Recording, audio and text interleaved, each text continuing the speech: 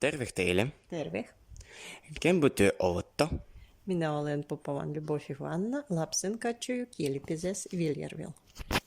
Voiko minä kysyä 4 kysymystä? Voibi. Ensimmäinen kysymys. Kuinka työ kisaitu, kun olet pieni? Kun olimme pienet, kisaimme kaikenmoisia kisoja.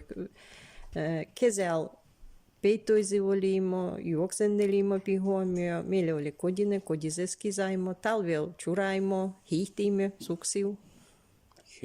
Hyvä. Toinen kysymys. Kempo on pielitty karjalan kielen kois? Meidän päällikkö on Olga Viktorovna Gokkaeva. Kolmas kysymys. Missä kodi tässä seisoi, kun ei ole karjalan kielen kodi? Tässä oli ennen vahno lapsen kodi. Kodi, minä käin. Jälkimmäinen kysymys. Mihin деньгах строitte karjalan kielen kodi?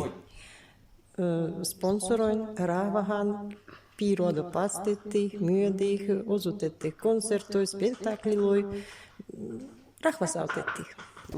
Hyvä, спасибо.